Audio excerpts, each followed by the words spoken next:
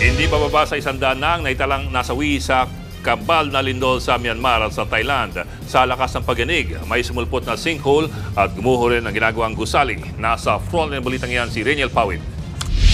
Sapul sa video ang biglang pagguho ng 33 palapak ng ginagawang gusali na yan sa Bangkok, Thailand. Napatakbo sa takot ang mga residente dahil sa mga nagbagsak ng debris. Sa kasamaang palad, mahigit 80 construction workers ang natabunan sa pagguho. Puspusan na ang rescue operation. Nagmistula ng mga waterfalls ang mga nagtataas ng condominium building dahil sa mga tumapong tubig mula sa swimming pool. Ano mo, natapon yung tubig din sa ano. Bumagsak naman sa kalsada ang crane na yan na nasa tuktok ng gusali. Nagkaroon din ng sinkhole sa kalsada. Ganyan kalakas ang pagyanig na naramdaman sa Thai capital. Kaya ang Pinoy na si Bench Boston at kanyang mga kasama, kanya-kanyang takbo palabas ng kanilang condo unit. Kwento niya sa News 5, kumakain pa sila ng lumindol. Ang lumindol, nasa 8th floor kasi kami that time. Buti na lang yung unit na malapit sa parking area ng condo. That's why madali yung access sa paglabas. Ligtas naman sila ng kanyang mga kasama, pero Naginginig nung nasa baba kami, pero so far wala namang nasaktan.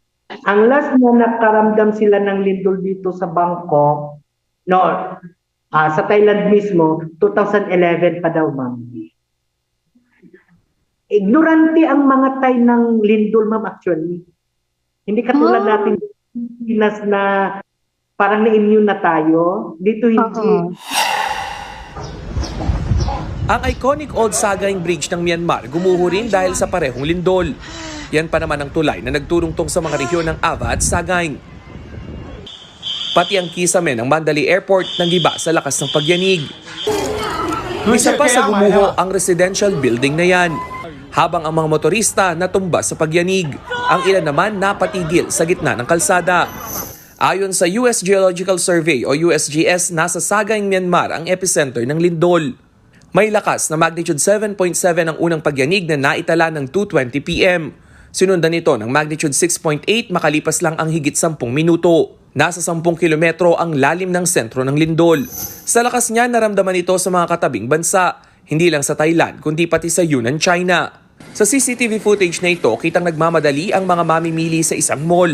Maya-maya, bumagsak ang debris mula sa isang gusali. Umiikot na sa Bangkok ang Philippine Police Attaché para tingnan ang lagay ng mga Pilipino roon. Sa ngayon, naglabas na ng emergency hotlines ang Philippine Embassy sa Myanmar. Ayon sa Department of Foreign Affairs, mahigit 32,000 ang Pinoy sa Thailand habang mahigit 800 naman sa Myanmar. Nagbabalita mula sa frontline, Reniel Pawid, News 5.